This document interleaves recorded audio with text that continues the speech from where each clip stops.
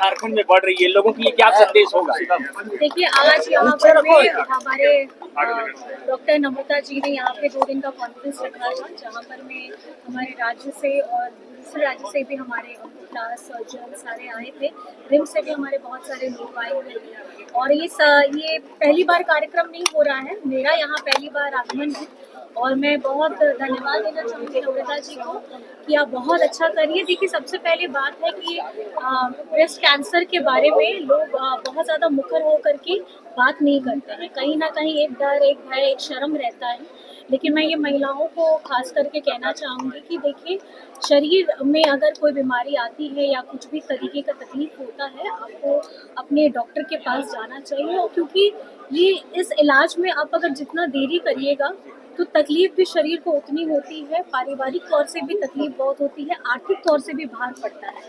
तो मैं ये सब महिलाओं को भी कहना चाहूँगी, यंग गर्ल्स को भी कहना चाहूँगी और साथ ही साथ ये पुरुषों से भी आग्रह करना चाहूँगी कि आप अपने घर में अपनी बेटी हो, अपनी माँ हो, अपनी बहन हो, अपनी पत्नी हो, आपको ये भी ध्यान रखना है कि अगर कोई भी तकलीफ आती है महिला को तो आपको साथ में हमेशा खड़े रहना है।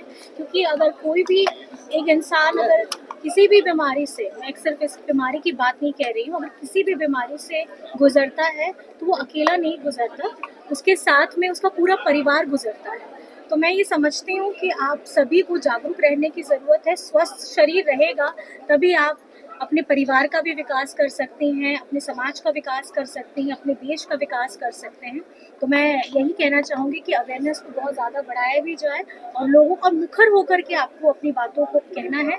अगर कुछ दर्द है, कुछ तकलीफ है, उसको बेहतर तरीके से, बढ़िया तरीके से अपने डॉक्टर के पास जाकर के उसका जल्द से जल्द इलाज शुरू कराया नारी जाए। शक्ति बंधन बिल कल पारित भी हुआ, उसके बाद कहा जा रहा है कि जितने भी गठबंधन के सहयोगी हैं सभी जो है महिला विरोधी। आप किस मैं आपको एक सिंपल सा मैं आपको बात कहना चाहती हूँ कि वो पक्ष को भी और विपक्ष को भी पता था कि ये क्या होने वाला है और जो ये बिल की आप बात कर रहे हैं वो 2023 में ऑलरेडी पास हो चुका है। उसमें जो भी उन्होंने कंडीशंस रखे थे कि पहले आप जनगणना कराइए, फिर डिलिमिटेशन करिए, फिर उसके बाद आप महिला के आपने एक सीक्वेंस की बात कही थी।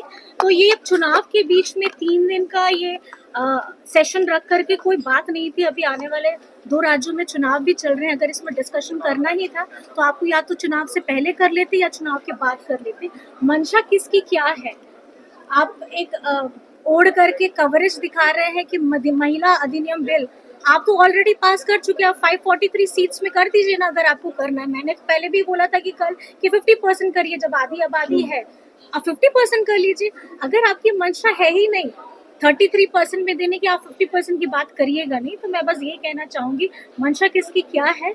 हमारे सिर्फ झारखंड नहीं, हमारे देश के हर एक राज्यों को पता है कि अंदर में मंशा क्या रखी गई थी और बहुत सारे डिस्कशन की बात है। आज हम यहाँ आए हैं, मैं बस यही कहना चाहूंगी कि बस आप अपने स्वस्थ रहिए और सजग रहिए और अपने शरीर का जरूर डॉक्टर उषा नाथ हूँ और इस फील्ड में बहुत दिनों से काम कर रही हूँ और मेरे अशोकनगर में क्लिनिक भी रहा है, women's cancer prevention and colposcopy centre, जो मैंने 2001 में उस समय के दिन जो हेल्थ मिनिस्टर थे उन्होंने इनोग्रेट किया था।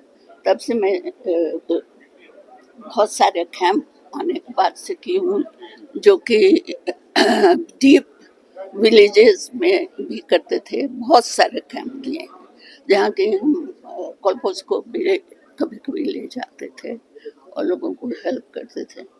क्या मैंने वहाँ नोटिस किया, जो विलेजर्स लोगों की दिक्कत है, जो औरतों को जागरूकता आप दे दीजिएगा, लेकिन जैसे कल्पना सोरेन बोल रही थी कि फैमिली को सपोर्ट करने की ज़रूरत होती है। एक पेशेंट को मैंने डायग्नोस किया ओवेरियन सिस्ट और ओल्ड लेडी थी, करीब 45-50 की। तो मैंने कहा कि आ जाओ हम नाथ हॉस्पिटल में आपको फ्री में ऑपरेशन कर दें। यदि किसको साथ जाए, कौन ले जाएगा? कोई नहीं फैमिली में है ले जाने वाला। तो इस तरह की चीज़ जो है वो बहुत दिल को दुखाती है कि स्पेशली विलेजेस में इस चीज़ का प्रोपोगेशन होना चाहिए कि फैमिली का सपोर्ट औरतों को मिलना बहुत जरूरी है। मैम एक सवाल, आपके समय में जो इलाज होता था, जो डॉक्टर जिस तरह से ट्रीट करते थे, क्या लगता है आज भी वैसे डॉक्टर ट्रीट कर रहे हैं या फिर ये पेशा बना हुआ है? देखिए, मैं एक डॉक्टर हूँ।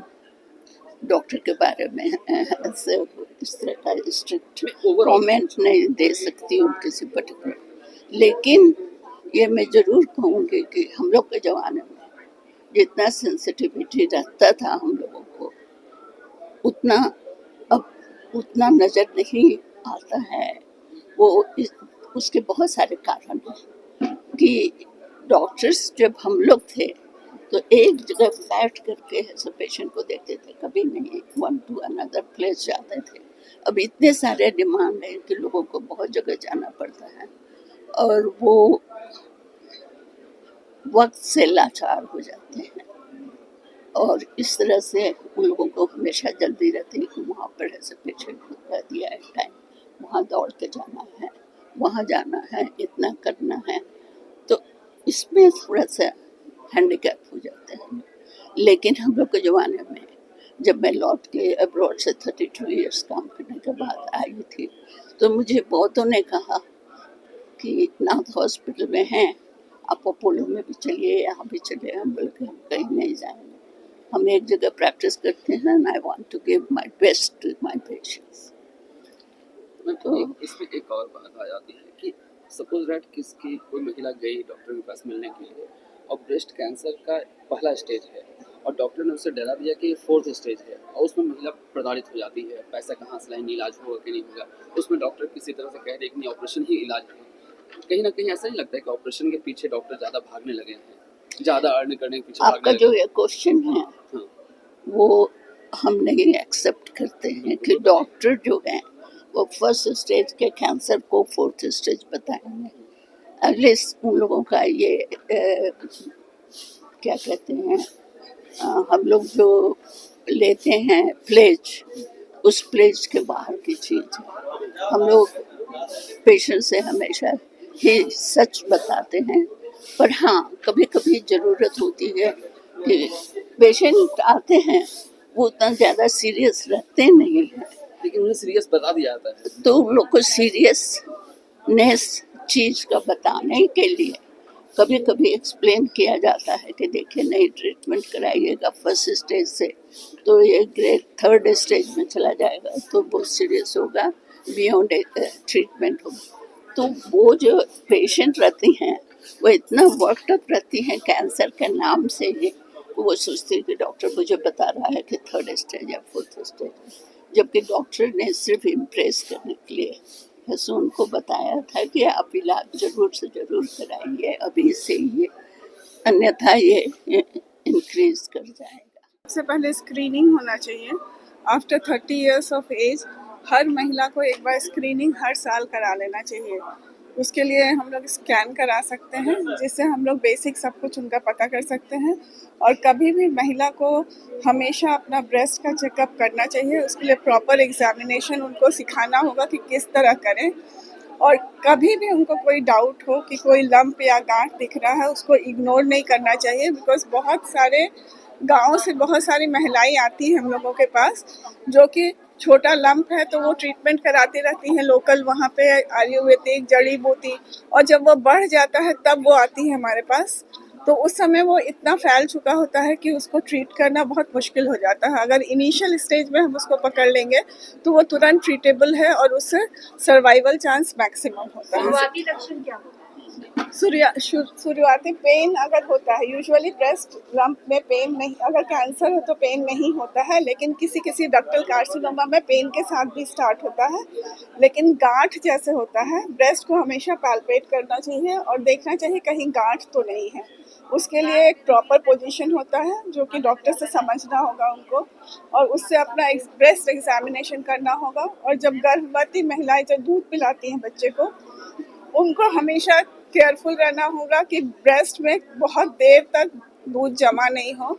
अगर जमा होता है किसी कारण से वो नहीं निकाल पाती है तो डॉक्टर से एडवाइस लेके उसको निकालवाना ज़रूरी होता है।